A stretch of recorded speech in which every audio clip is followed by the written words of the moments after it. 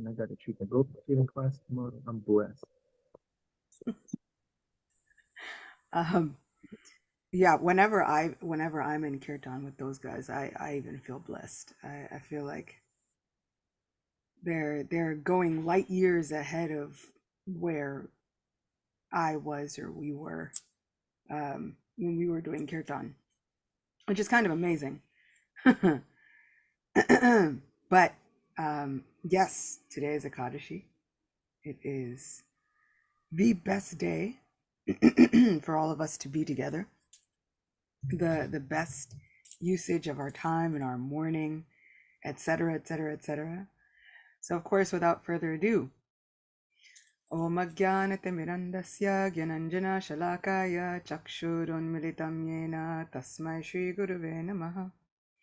Nama Om Vishnupadaya Krishna Prishtaya Bhutale Srimate Bhakti Vedanta Swaminiti Namine Namaste Saraswati Deve Gauravani Pracharine Nirvishesha Shunyavadi Paschatya Deshatarine Jaya Shri Krishna Chaitanya Prabhu Nityananda Sri Advaita Gadadhara Shiva Sadi Gaura Bhakta Vrinda Hare Krishna Hare Krishna Krishna Krishna Hare Hare Hare Rama Rama Rama Hare Hare Vancha kalpatarubhyascha kripa sindhubhya eva cha patitanam pavanebhyo vaishnavebhyo namo namaha.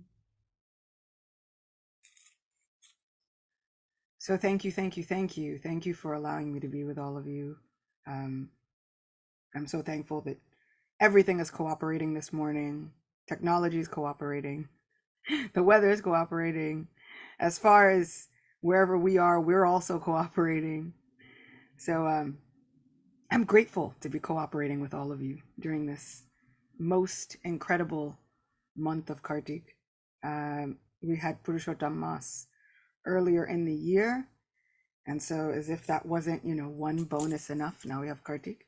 We have two bonuses in this year. I feel like, how lucky are we? How incredibly fortunate are we to be in this place at this time? Of course, Srimad Bhagavatam tells us that Kali Yuga is an ocean of faults, but the one good thing that we have is the holy name. We also have the mercy of incredible Vaishnavas. We have Sri Chaitanya Mahaprabhu, who only comes once in a day of Brahma, which is no small thing. Once in a day of Brahma is a really long time. So many Kali Yugas come and go. And yes, there is a Kali Yuga avatar, but it is not Gauranga Mahaprabhu. And imagine if we didn't have sweet Gaura Chandra. Imagine if we didn't have Sri Chaitanya Mahaprabhu.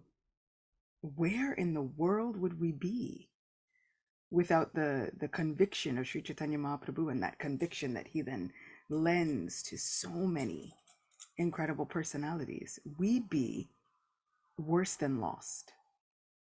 I don't even know what worse than lost is, but that's what we would be.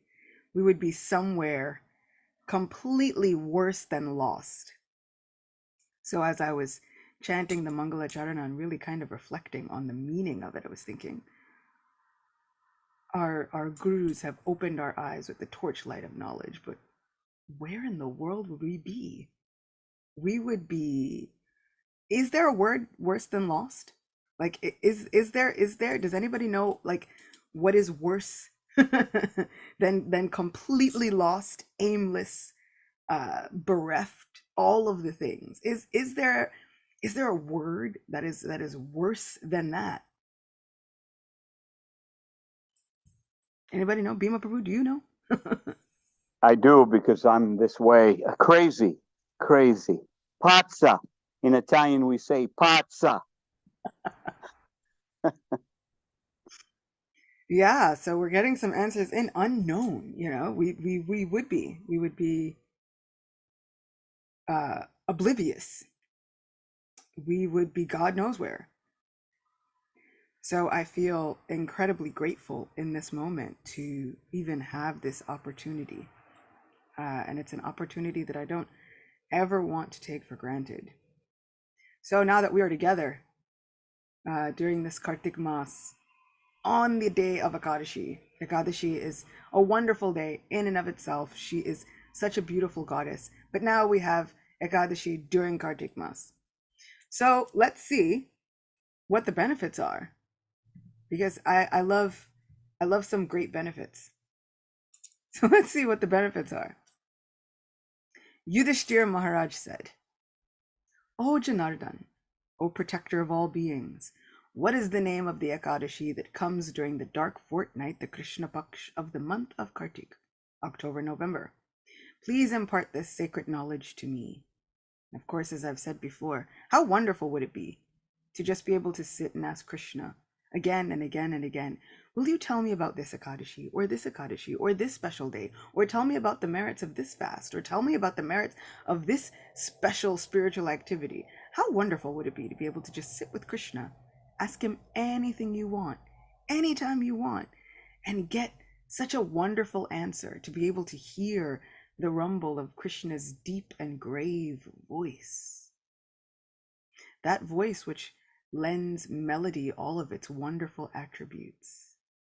That voice which is the basis of all poetry. That voice which gives thunder its gravity. Incredible. The Supreme Lord Sri Krishna then spoke as follows. "O lion among kings, please listen as I narrate to you. The Ekadashi that occurs during the dark part of the month of Kartik is called Rama Ekadashi. It is most auspicious, for it at once eradicates the greatest sins and awards one the passage to the spiritual abode. I shall now narrate to you its history and glories. There once lived a famous king of the name Muchukunda, who was friendly to Lord Indra, the king of the heavenly planets, as well as with Yamaraj, Varuna, and Vibhishan, the pious brother of the demon Ravan. Muchukunda always spoke the truth and constantly rendered devotional service to me. Because he ruled according to religious principles, there were no disturbances in his kingdom. Muchukunda's daughter was named Chandrabhaga, after a sacred river, and the king gave her in marriage to Shobana, the son of Chandrasena. One day, Shobana visited his father-in-law's palace on the auspicious Ekadashi day. This visit made Shobana's wife Chandrabhaga quite anxious, for she knew that her husband was physically very weak and unable to bear the austerity of a day-long fast. So I was kind of wondering, I'll have to look this up, if this is the same Muchukunda that we find within Krishna book, who burns to ashes the demon Kaliyavan. But we'll see. I'll look that up a little later. So now Shobana is quite weak and unable to bear the austerity of a long day fast. She said to him, "My father is very strict about following Ekadashi. On Dashami, the day before Ekadashi, he strikes a large kettle drum and announces, 'Nobody should eat on Ekadashi, the sacred day of Sri Hari.'" When Shobana heard the sound of the kettle drum, he said to his wife, "O beautiful one, what am I to do now? Please tell me how I can save my life and obey your father's strictness, and at the same time satisfy our guests." Chandrabhaga then spoke, "My dear husband, in my father's house, nobody, not even the elephants or horses, what to speak of consenting human beings, eats on Ekadashi. Indeed, none of the animals are given their ration of grains, leaves, or straw, or even water on Ekadashi, the sacred day of Sri Hari. So how can you escape fasting? My beloved husband, if you must eat something, then you should leave here at once. Now, with firm conviction, decide on what you have to do." Imagine if we lived in a state like that, like there was a state of New York. They make a proclamation that on the day of Ekadashi, nobody eats. Not even the owners are feeding their dogs as they're walking them on Ekadashi, you know. Nobody does anything. It's a sacred day. Imagine. Prince Shobana then said, "I have decided to fast on the sacred Ekadashi day. Whatever my fate is, it will surely come to pass." Deciding thus, Shobana attempted to fast on this Ekadashi, but he became unbearably disturbed with excessive hunger and thirst. Eventually, the sun set in the west, and the arrival of the auspicious night made all the Vaishnavas very happy. O Yudhishthir, all the devotees enjoyed worshipping me, Sri Hari, and remained awake all throughout the night. But Prince Shobhana that night became absolutely unbearable. Indeed, when the sun rose on that Dwadasi, Prince Shobhana was dead. Oh my. King Muchakunda observed his son-in-law's funeral, ordering a large stack of wood be assembled for the fire, but he instructed his daughter Chandrabhaga not to join her husband on the funeral pyre. Thus, Chandrabhaga, after performing all the purificatory processes and procedures for honoring her deceased husband, continued to live in her father's house. Lord Sri Krishna continued, O best of the kings, Yudhishthir, even though Shobhana died because of observing Rama Ekadashi, the merit that he accrued enabled him, after his death, to become the ruler of a kingdom high on the peak of Mandarachala mountain. This kingdom was like a city of the demigods, very lustrous, with unlimited jewels set in the walls of its buildings that gave off light. The pillars were made of rubies, and gold inlaid with diamonds shone everywhere. As King Shobhana sat upon a throne beneath a pure white canopy, servants fanned him with yak-tail whisks, or chamara fans. A stunning crown rested upon his head, beautiful earrings adorned his ears, a necklace graced his throat, and bejeweled armlets and bracelets encircled his arms. He was served by Gandharvas, the best of heavenly singers, and Apsaras, celestial dancers. Verily, he resembled a second Indra. One day, a Brahmin named Soma Sharma, who lived in Muchakunda's kingdom, happened upon Shobhana's kingdom while traveling to various places of pilgrimage. The Brahmin saw Shobhana in all his resplendent glory and thought he might be the son-in-law of his own king Muchakunda. When Shobhana saw the Brahmin approaching, he immediately rose up from his seat and welcomed him. After Shobhana had paid his respectful obeisances, he asked the Brahmin about his well-being and about the health and welfare of his, Shobhana's father-in-law, and his wife and all the residents of the city. Soma Sharma then said, O king, all the residents and subjects are well in your father-in-law's kingdom, and Chandrabhaga and your other family members are also quite well. Peace and prosperity reign throughout the kingdom. But there is one thing I'm quite astonished to find, that is you here. Please tell me about yourself. No one has ever seen such a beautiful city as this. Kindly tell me how you obtained it. King Shobhana then began to tell his story.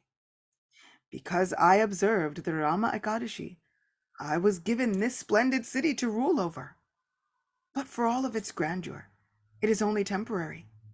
I beg you to do something to correct this deficiency. You see, this is only an ephemeral city, a place of this material world. How may I make its beauties and glories permanent? Kindly reveal this to me by your own instructions. The Brahmin then asked, Why is this kingdom unstable? And how will it become stable? Please fully explain this to me, and I shall try to help you. Shobhana then answered, Because I fasted on Rama Ekadashi without any faith, this kingdom is impermanent. Now hear how it can become permanent. Please return to Chandrabhaga, the beautiful daughter of King Muchakunda, and tell her what you have seen and understood about this place and about me. Surely, if you, a pure-hearted Brahmin, tell her this, my city will soon become permanent. Thus the Brahmin returned to his city and related the entire episode to Chandrabhaga, who was both surprised and overjoyed to hear this news of her husband. She said, O Brahmin, is this a dream you have seen, or is it actually a factual thing? Soma Sharma the Brahmin replied, O princess, I have seen your late husband face to face in that wonderful kingdom. Seems like the late husband is not so late anymore. He's present. In that wonderful kingdom, which resembles a realm of the denizens of the heavens of playgrounds. But your former husband has asked me to relate to you that he says that his kingdom is unstable and could vanish into thin air at any moment. Therefore, he hopes you can find a way to make his kingdom permanent. Chandrabhaga then said, "O sage among the Brahmins, please take me to that place where my husband resides at once, for I greatly desire to see him again. Surely I shall make his kingdom permanent, with the merit that I have acquired by fasting on every Ekadashi throughout my life. Please reunite us at once. It is said that one who reunites separated persons also obtains very great merit."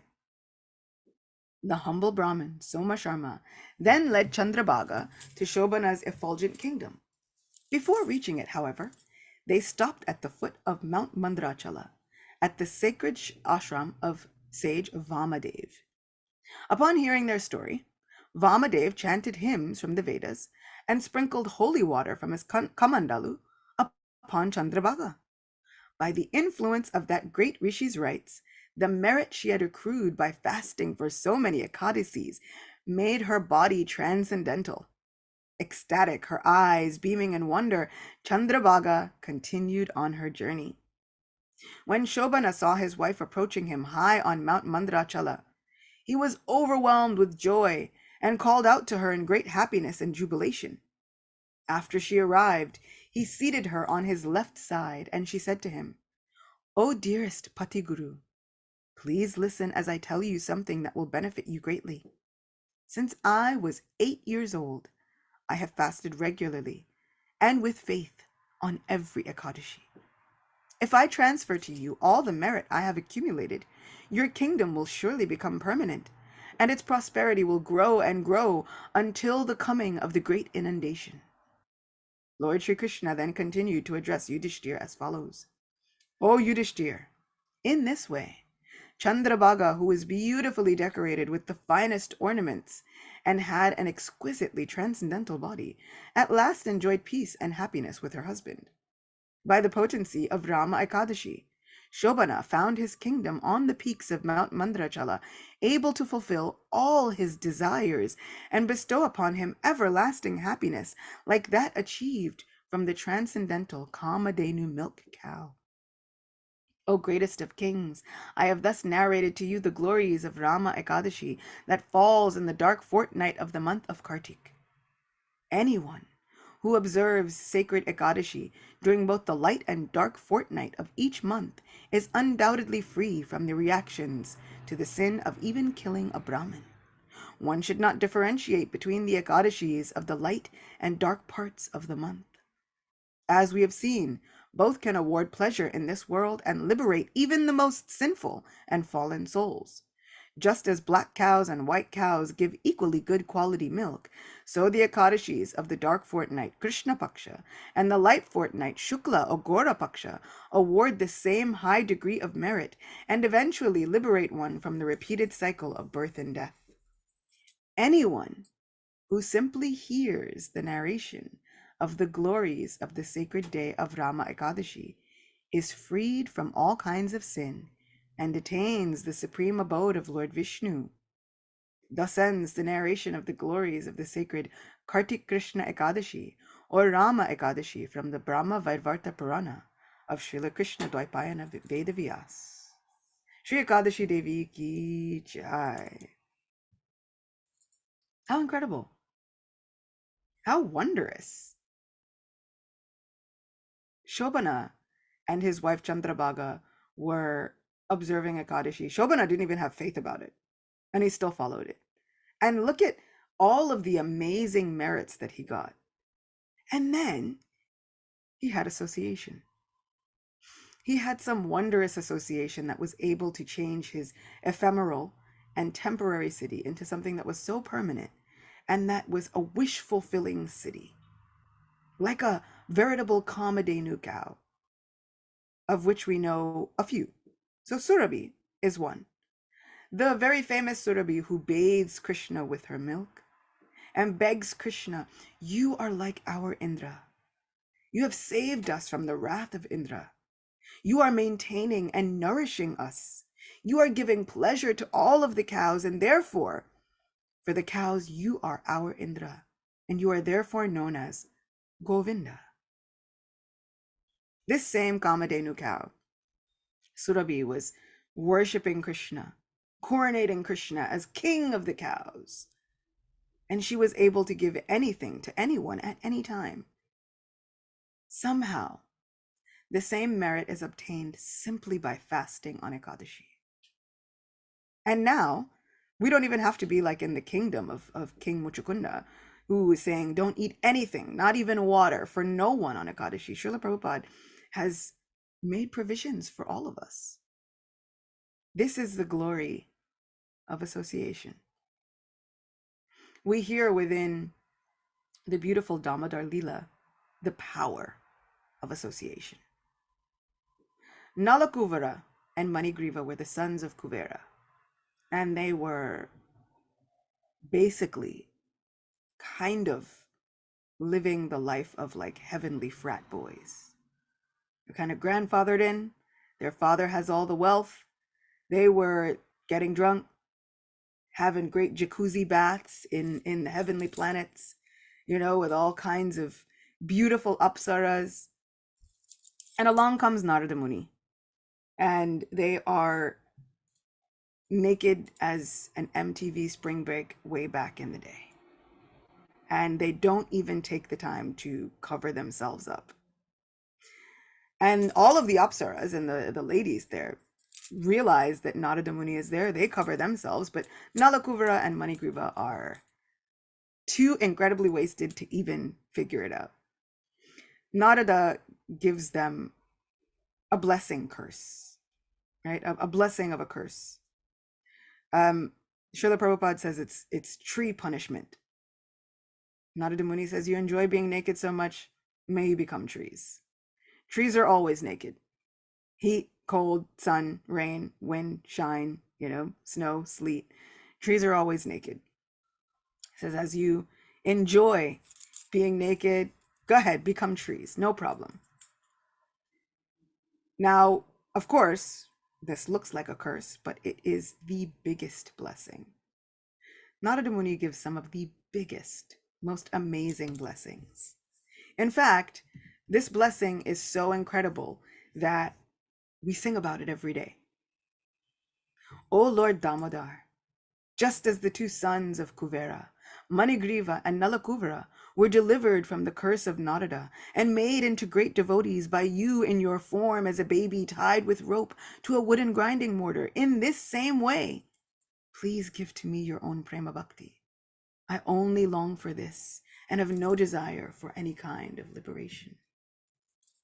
We have to be careful about the things that we're singing every day, but we've been singing about this every day. And so Nalakuvara and Manigriva were made into trees, but these trees were in the courtyard of Nanda Maharaj. Not only were they delivered from that curse of Narada, but they got special interaction with Krishna every day. It is said that Krishna would play hide and seek with his friends, and he would crawl behind these trees and hold on with his chubby little 3.5, 4-year-old arms. And he would look behind the trees to try and see if his family and friends could see him. And then he would hide back behind the trees. Sometimes he would crawl over and rest his back on the trees. These trees were his companions. How incredible is the curse of Sri Narada Muni. Narada Muni gives blessings in the form of Krishna Katha. He gives curses that are in the forms of actual blessings. Because even though this Nalakuvara and Manigriva had done such offensive activities, and they were really kind of shameless about it, Narada Muni understood that as spirit souls, what do we really need? We need Krishna's mercy. We need the mercy of Vaishnavas. Srila Prabhupada came and gave the mercy of Vaishnavas to people who were completely undeserving. We had no idea what we were even missing out on.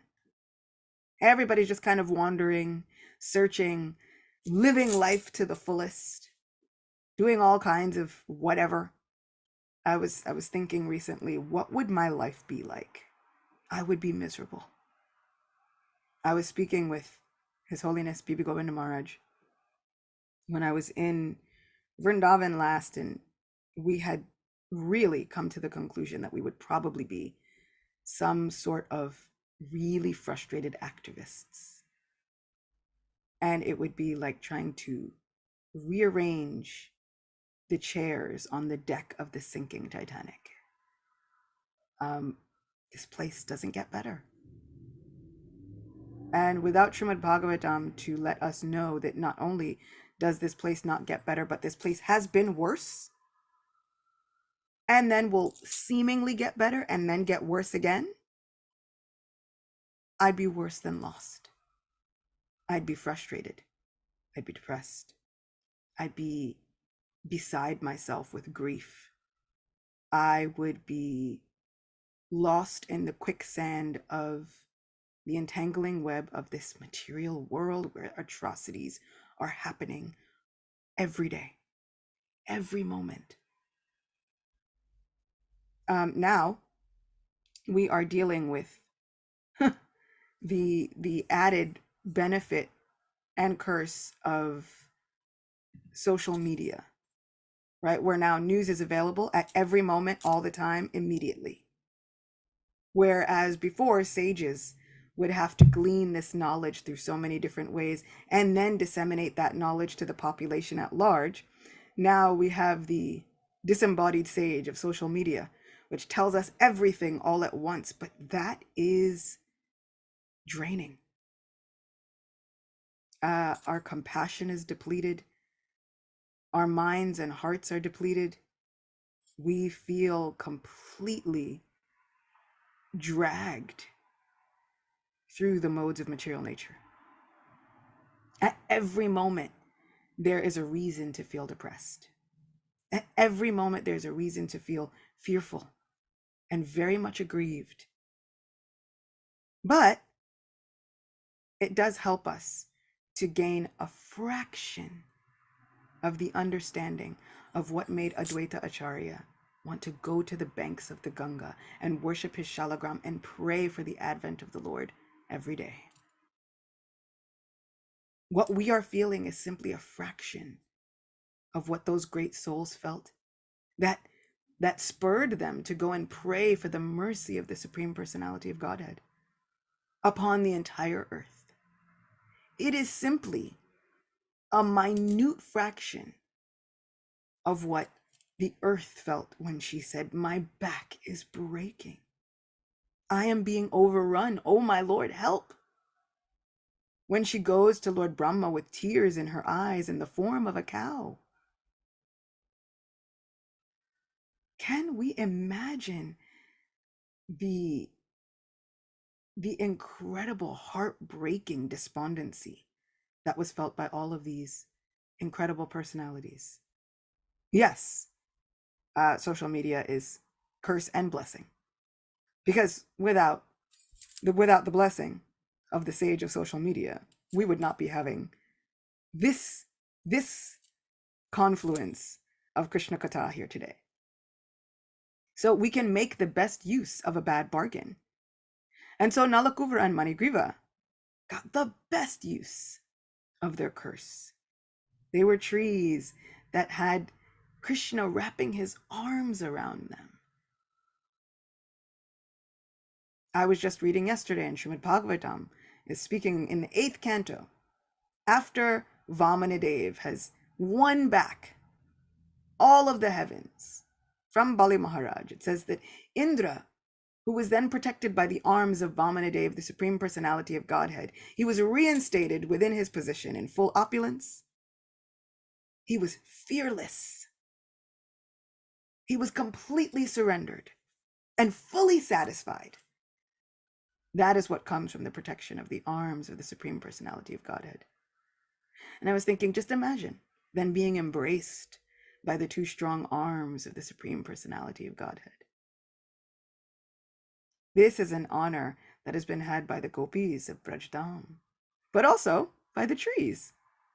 These two Yamala Arjun trees, Nalakuvara and Manigriva, were embraced by the sweet, chubby little 3.5, 4-year-old arms of little Damodar. He would seek protection from them. Hide me so that I can have my pastimes with my family and friends. How many of us would just yearn to even be a tree in the courtyard of Nanda Maharaj? We'll take it. This is a blessing. Narada Muni also gives very interesting blessings. I heard from one acharya,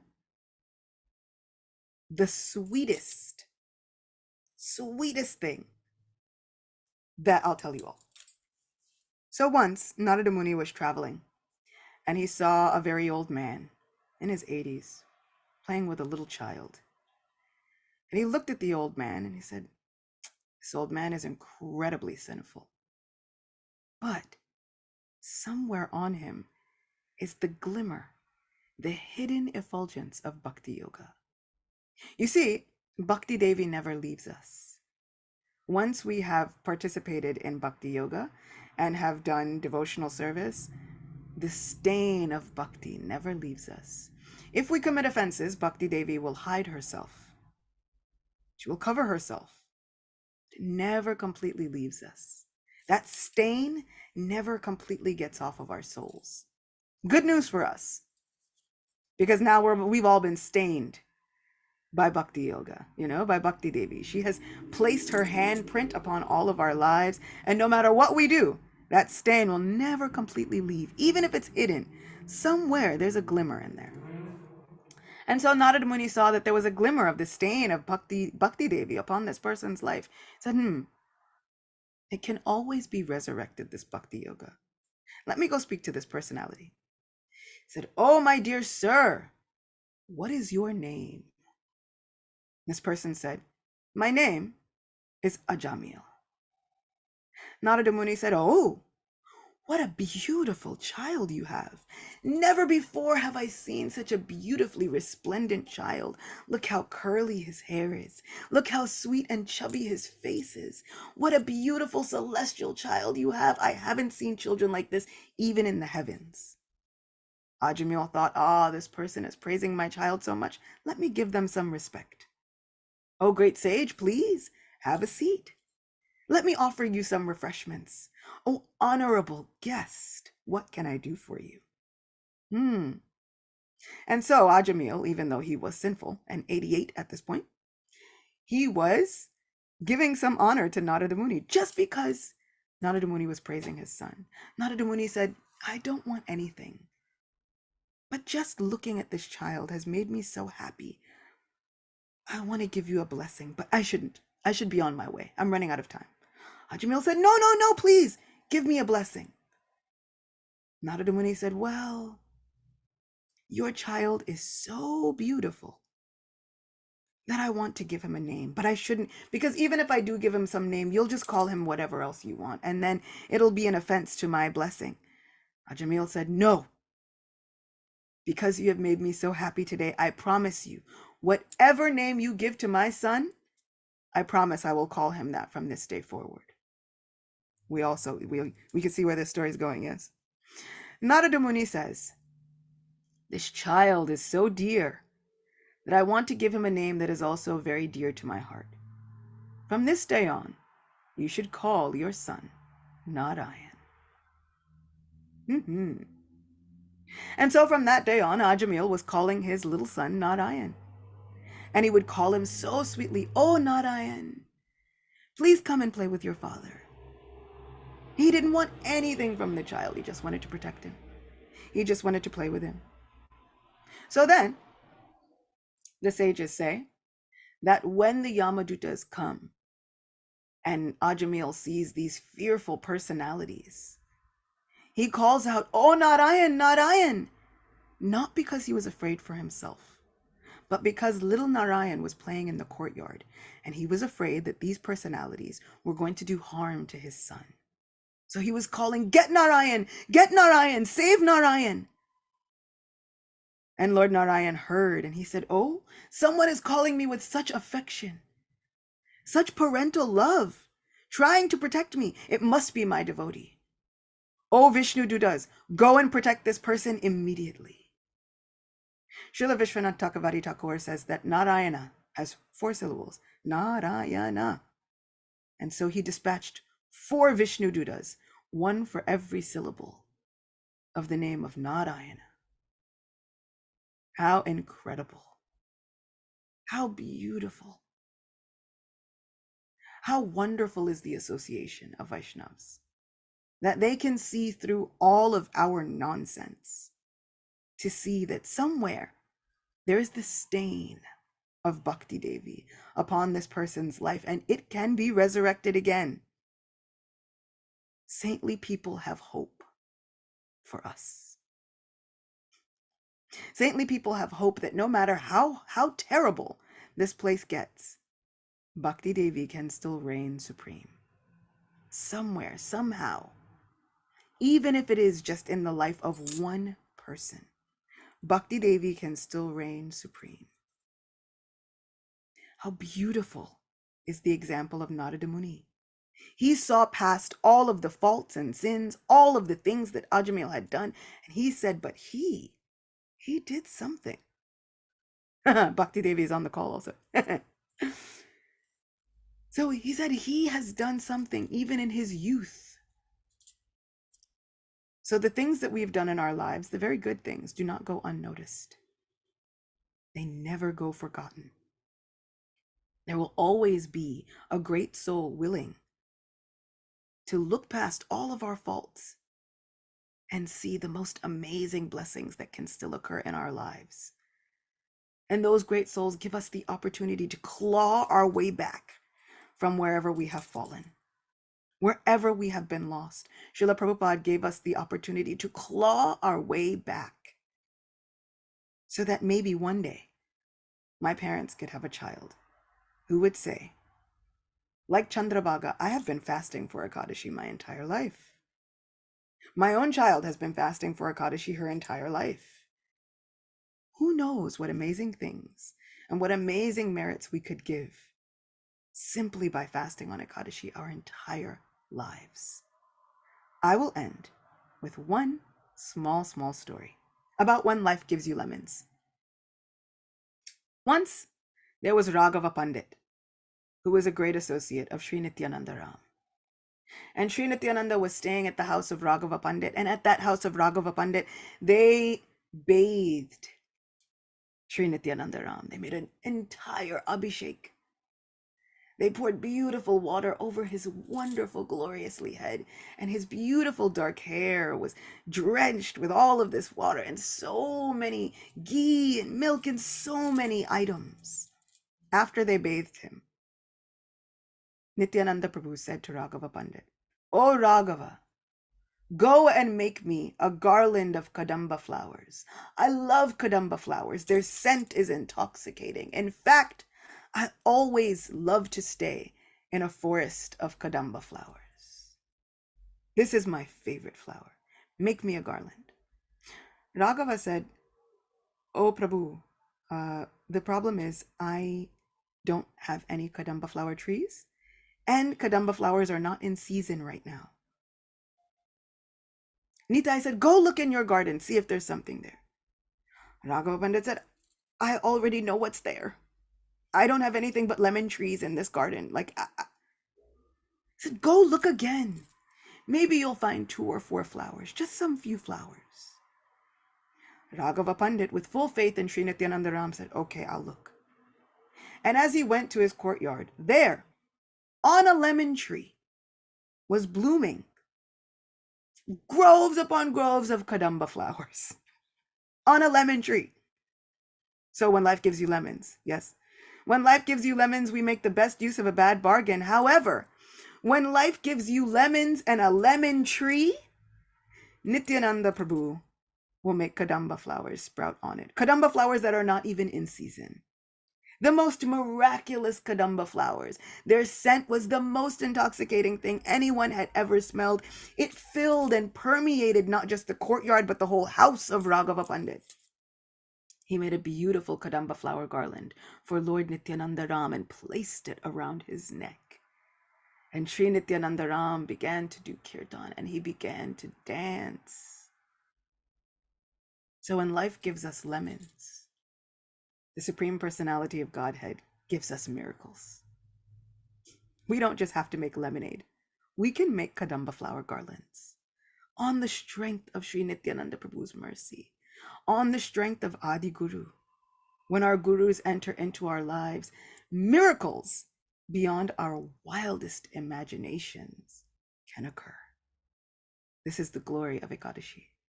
This is the glory of devotee association. This is the glory of Kartik Mas. This is the glory of Narada Muni's blessings, that we can all gather here today, malechas as we were, and somehow chant the holy name. And that is astounding. It is astonishing to even the denizens in heaven. They want to come and see, who are these people that have taken to the chanting of the holy name? Hare Krishna, Krishna Krishna, Hare Hare, Hare Rama, Rama Rama, Hare Hare. May our devotional service be spoken about for time immemorial, for yugas and yugas to come. May they speak about this movement that Srila Prabhupada has made. Srila Prabhupada ki jai, Kadashi Devi ki jai, Kartik Mas ki jai. Devi dasi ki jai. Yeah, this is not a curse. This is a blessing. Or a curse. For a devotee, it doesn't matter, right? Okay. Would anyone like to share anything? A reflection, a question, a comment, anything?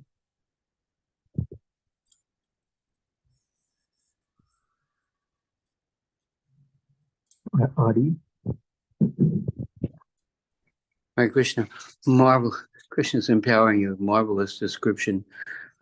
And Krishna is so wonderful that he's giving us these opportunities for purification, like Ekadasi. I get a little confused, though, hearing that our motivation for participating in Ekadasi fast will be some kind of benefit. You'll get a big kingdom with lots of jeweled columns, and you'll get a beautiful this and a beautiful that. We're here, Srila Prabhupada say that what we really want is not all these merits and benefits and blessings, but we hope that we can become engaged in pure devotional service, and that would so our Ekadasi helps us to come closer to that, to control our senses, and we do it as an offering to Krishna, and we don't just do it to get merit or blessings or a big kingdom. But I'm sure you can comment on that and agree with what we're trying to share.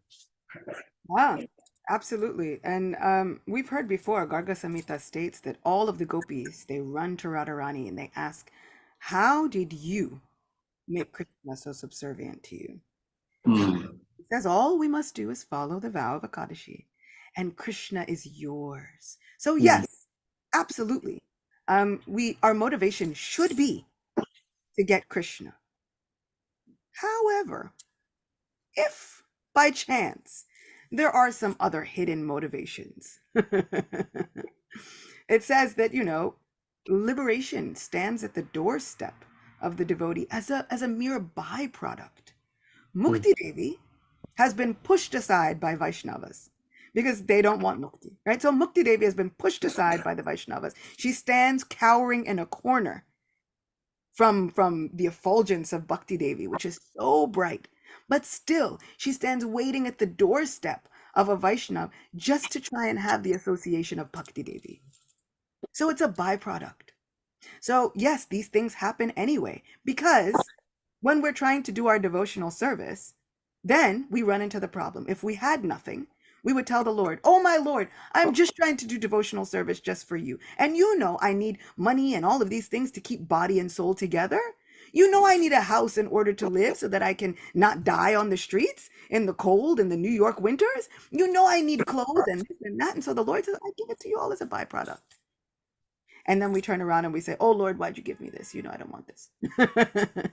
So when our renunciation is absolutely coming from the heart and our renunciation motives are pure, Krishna still gives it to us anyway. Look at Sudama. He gives Sudama, who is the greatest renunciate. Srila Vishwanath Chakravarti Thakur says he gives him all of that wealth so that he does not become proud of his renunciation. He sees that there's a glimmer of pride in that renunciation, and to take away that last bit of pride, and he says, now take this wealth as an offering. Take this wealth as my direct instruction. So sometimes we have to be wealthy as a service. Somebody's got to do the service.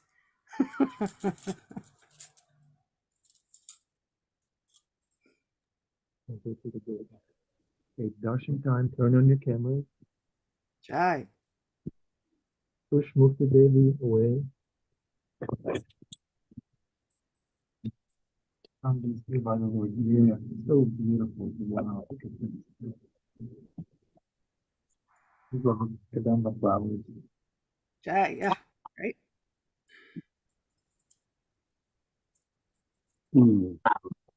Adipusha Prabhu, please. I'm trying.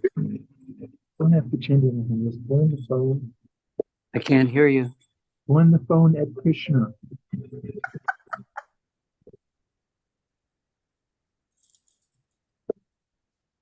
Yes. Oh, yes. My God.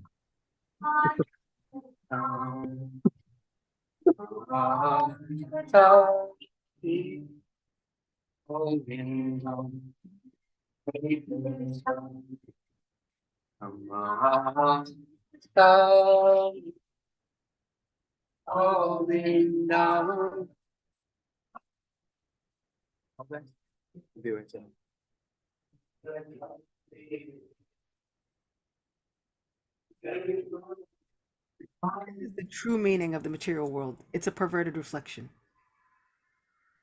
Yeah. Krishna is not upside down. We are. Yeah, that's the problem.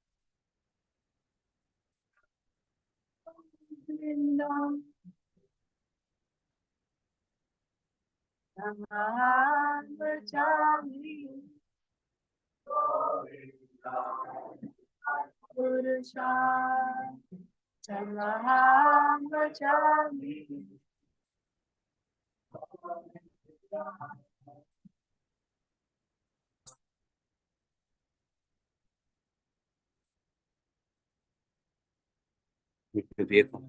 Hey, Hare Krishna. Thank you, Adipusha. We drive safely. Thank you, Acyuta, for you went this class. Yeah, we can take one reflection, one question.